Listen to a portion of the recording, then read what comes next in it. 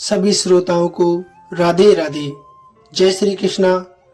सभी श्रोताओं को हमारी तरफ से राधाष्टमी पर्व की ढेर सारी शुभकामनाएं।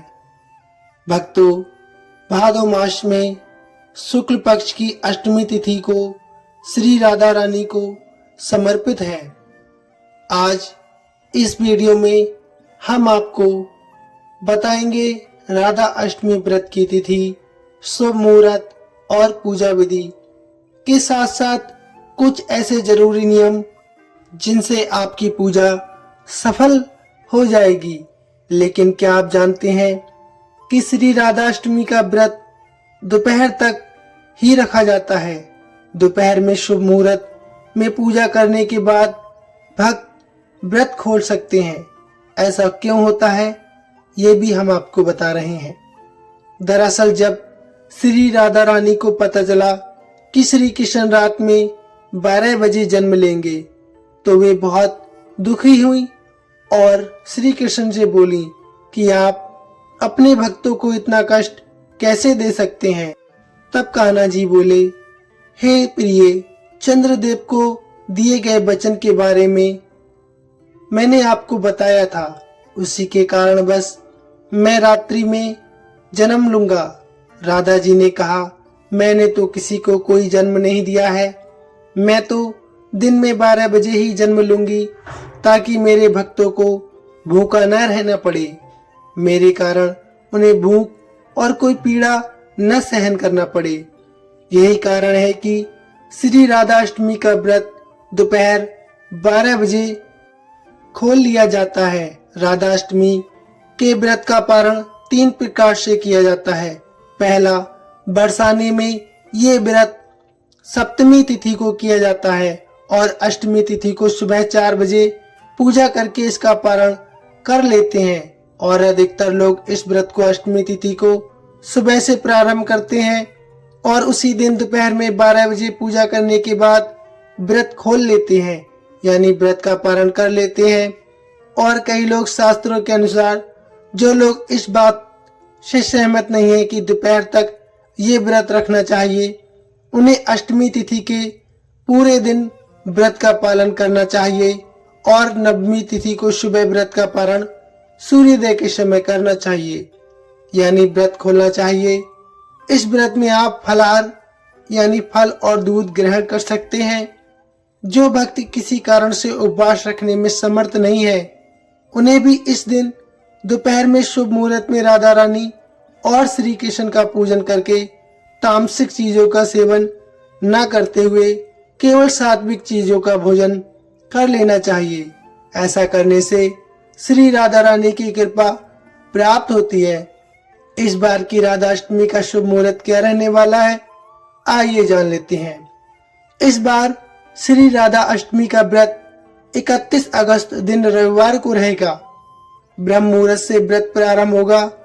अष्टमी तिथि 30 अगस्त शनिवार को रात 10:47 से प्रारंभ हो जाएगी, जिसका समापन 31 अगस्त रविवार को देर रात 12:57 पर होगा।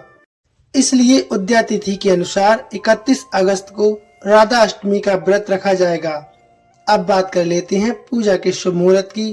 तो ब्रह्म मुहूर्त में सुबह 4:36 से 5:24 तक रहेगा। वहीं सूर्योदय होगा सुबह 6:12 पर और सूर्यास्त का समय शाम 6:41 पर। अनुराधा नक्षत्र शाम 5:27 तक रहेगा और इस दिन भद्रा भी लग रही है, जो कि सुबह 5:59 से 11:54 तक रहेगी।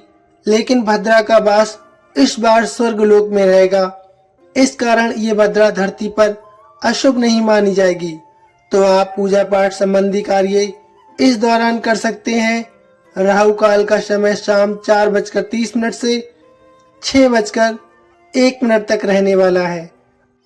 आइए अब जान लेते हैं पूजा के और व्रत पारण के शुभ मुहूर्त के बारे में। राधा रानी की पूजा का शुभ मुहूर्त रहेगा सुबह 11:05 से लेकर दोपहर 1:38 तक और व्रत का पारण आप कर सकते हैं दोपहर 12 बजे से 4 बजे तक। जो कि श्रद्धालु पूरा दिन व्रत रखना चाहते हो, उन्हें पूरा दिन व्रत रखने के बाद शाम को एक बार फिर से गोदिल मुहूर्त में राधा रानी की पूजा करने के बाद सात्विक भोजन या फलाहार कर लेना चाहिए। इस दिन गोदिल मुहूर्त शाम 6:44 से 7:06 तक रहेगा और श्री राधा अष्टमी के दिन से ही 14 दिनों तक चलने वाले वरलक्ष्मी व्रत की शुरुआत भी इसी दिन से होगी। आप चाहें तो इस दिन श्री राधा अष्टमी और वरलक्ष्मी व्रत दोनों ही एक साथ रख सकते हैं। व्रत रखने से एक दिन पहले सभी व्रती महिलाएं, माताओं, बहनों को केवल सात्विक भोजन करना चाहिए और व्रत के दिन यदि संभव हो सके तो ब्रह्म मुहूर्त में उठकर या सूर्योदय से पहले स्नान कर लेना चाहिए। साफ, स्वच्छ, सफेद, पीले या गुलाबी रंग के वस्त्र आप धारण कर लें। अब मंदिर में गंगा जल छिड़क कर शुद्ध कर लें। एक चौकी सजाएं जिस पर दाहिनी तरफ कलश स्थापित करें और कलश स्थापित करने के साथ ही आप श्री राधा रानी और श्री कृष्ण जी की प्रतिमा को चौकी पर अक्षत रखकर उस पर स्थापित कर लें। अब अपने दाहिने हाथ में जल और अक्षत पुष्प लेकर संकल्प करें कि मैं आज श्रद्धा और भक्ति भाव से श्री राधा जी के व्रत और पूजन का संकल्प करता हूँ। कृपा करके मुझे शुद्ध भाव से पूजा संपन्न करने की शक्ति दीजिए। इसके बाद संकल्पित जल को भूमि पर छोड़ दीजिए। साफ शुद्ध आसन पर बैठकर पूजा की तैयारी करिए। सबसे पहले आह्वान करिए श्री राधा रानी का। उनकी प्रतिमा या तस्वीर को आसन पर विराजित करने के बाद अब आप उन्हें स्नान कराइए। स्नान शुद्ध जल से या पंचामृत से कराइए। यदि तस्वीर है तो गंगा जल का छींटा देकर स्नान का भाव आप कर लीजिए। फिर साफ वस्त्र से पोंछकर उन्हें वस्त्र अर्पित करिए। उनका श्रृंगार आदि अर्पित कीजिए। ध्यान रखें कि श्री कृष्ण और राधा रानी की पूजा एक साथ इस दिन अवश्य करनी चाहिए।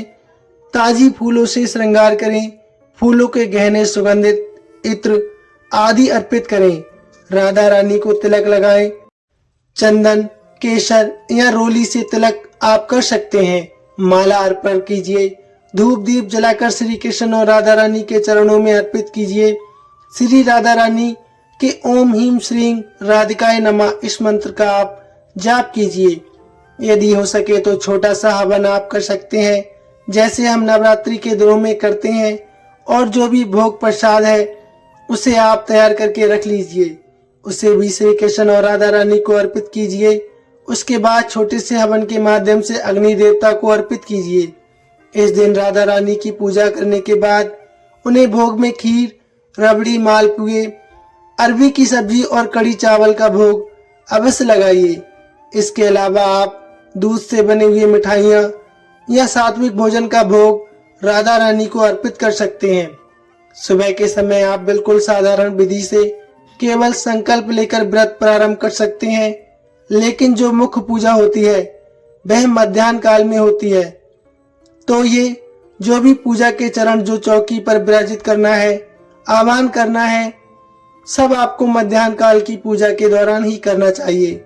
भोग लगाते समय मौसमी फलों का जैसे केला, अनार, सेब आदि का भोग लगा सकते हैं। माखन मिश्री भी राधा रानी को और श्री कृष्ण को बहुत प्रिय है, वह भी आप अवश्य अर्पित करें। अब श्री राधा अष्टमी की कथा का पाठ या श्रवण करें। सबसे अंत में कपूर जलाकर आरती उतारें और क्षमा याचना अवश्य कहें कि हे श्री राधा रानी और हे श्री कृष्ण, यदि पूजन में या व्रत में कोई त्रुटि रह गई हो, कोई भूल हो गई हो तो कृपया क्षमा करें। हमारे मन में कोई ईर्ष्या द्वेष आपके प्रति ना रहे, दूसरे के प्रति ना रहे। हमारा जीवन संकल्पित हो, हम दूसरे के प्रति स्नेहशील हो। हमारी सारी मनोकामना पूर्ण कीजिए। मेरी भक्ति को स्वीकार कीजिए। इस प्रकार से श्री राधाष्टमी का व्रत और पूजन संपन्न होता है। अब भक्त चाहे तो दोपहर में जो भी भोग आपने श्री राधा रानी और श्री कृष्ण को अर्पित किया है उसे प्रसाद के रूप में ग्रहण करके अपना उपवास खोल सकते हैं। और जो लोग पूरा दिन फलाहार या निर्जल व्रत रखना चाहते हैं, यदि आप निर्जल व्रत रख रहे हैं तो कब तक आपने व्रत रखना है ये भी आप पर डिपेंड करता है। फलाहार यदि आप ग्रहण कर रहे हैं तो शाम की पूजा करने के बाद आप फलाहार ले सकते हैं। व्रत का पारण हमेशा भगवान को अर्पित किए गए भोग से ही करना चाहिए। अगले दिन जो लोग व्रत खोलेंगे उन्हें एक बार फिर से सुबह को पूजा करके भोग लगाने के बाद ही व्रत खोलना चाहिए। बिना दान दिए कोई भी व्रत अधूरा रहता है। इसलिए इस दिन पीले वस्त्र का दान किसी सुहागिन को या किसी कन्या को दे देना चाहिए। कन्या पूजन भी इस्तेमाल कर सकते हैं। किसी एक छोटी कन्या को आप भोजन करा सकते हैं, उन्हें कोई उपहार की वस्तु दे सकते हैं। क्योंकि इस बार श्री राधा अष्टमी रविवार के दिन पड़ रही है और श्री राधा कृष्ण का भोग तुलसी जी के बिना अधूरा माना जाता है, इसलिए आप शनिवार के दिन ही तुलसी के पत्ते तोड़कर रख लें। यदि आप तोड़ना भूल गए हैं तो आपने गिरे हुए पत्ते साफ जल से धोकर श्री कृष्ण को अर्पित कर सकते हैं। रविवार के दिन शाम के समय आप तुलसी जी के पौधे में दीपक अवश्य जलाएं। ऐसा करने से श्री राधा और श्री कृष्ण अपने भक्तों को सभी मनोकामनाओं पूर्ण करने के लिए उत्तेजित होंगे और इस दिन से जो भक्त उपवास रखते हैं उनकी सभी मनोकामनाएं श्री राधा रानी हमारी लाडली जी कृपा से पूर्ण कर देती हैं। अब जानिए कुछ जरूरी नियमों के बारे में जिनके बिना श्री राधा अष्टमी का व्रत अधूरा माना जाता है। तो राधा अष्टमी का व्रत आप निर्जला या फिर फलाहार दोनों तरीके से रख सकते हैं। निर्जला व्रत में जल और अन्न कुछ भी नहीं खाया जाता है, जबकि फलाहार में एक समय आप केवल फल और जल का सेवन कर सकते हैं। व्रत वाले दिन क्रोध ना करें, नकारात्मक चीजों से और नकारात्मक लोगों से दूर रहें। शुद्ध वस्त्र पहनने के बाद श्री राधा रानी की पूजा करें और व्रत का संकल्प ले लें। यदि एक बार व्रत का संकल्प ले लिया तो उसे बीच में ना तोड़ें। गलती से अगर व्रत का संकल्प टूट जाए तो श्री राधा रानी से माफी मांगे और फिर पूजा करने के बाद उपवास का पारण कर लें। श्री राधा जी को केवल ताजी चीजों का ही भोग लगाएं और भोग लगाने से पहले भोग को झूठा ना करें। कथा का सेवन अवश्य करें। शुभ मुहूर्त में ही व्रत का पारण करें। व्रत के दौरान दोपहर में सोने से बचें। सुबह और पारण के अलावा दोपहर में शुभ मुहूर्त में राधा रानी की पूजा अवश्य करें। पूजा के दौरान अपने राधा रानी को जिन भी चीजों का भोग लगाया है उसे प्रसाद के रूप में ग्रहण करके व्रत का पारण पूर्ण करें। इस दिन नाखून, बाल या दाढ़ी काटने से बचें। व्रत का पारण करने से पहले जरूरतमंद लोगों को दान या फिर गौ सेवा करें। व्रत वाले दिन काले या गहरे रंग के वस्त्र पहनने से बचें। इस दिन आप लाल, पीले, सफेद या गुलाबी रंग के वस्त्र ही धारण करें। व्रत का पारण करने के बाद अपने बुजुर्गों का आशीर्वाद या अपने गुरुजनों का आशीर्वाद भी जरूर लें। खुले बालों में पूजा न करें। राधा रानी की पूजा के दौरान महिलाएं या कन्याएं बाल बांधकर और चुनरी से सिर ढककर पूजा करें, जबकि पुरुष रुमाल से सिर ढककर रखें। इस दिन महिलाओं या कन्याओं को बाल धोने से बचना चाहिए। अष्टमी तिथि प्रारंभ होने से पहले आप बाल धो सकते हैं और किसी विशेष मनोकामना की पूर्ति के लिए अपने आसपास श्री राधा रानी के मंदिर में 8 बत्तियां वाला घी दीपक जला सकते हैं।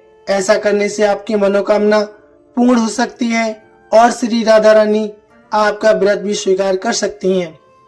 तो भक्तों, ये थी जानकारी। आपको कैसी लगी? उम्मीद करते हैं आपको बहुत पसंद आई होगी। प्लीज कमेंट में अवश्य लिखिए। जय श्री राधे कृष्णा। राधे राधे भक्तों, धन्यवाद।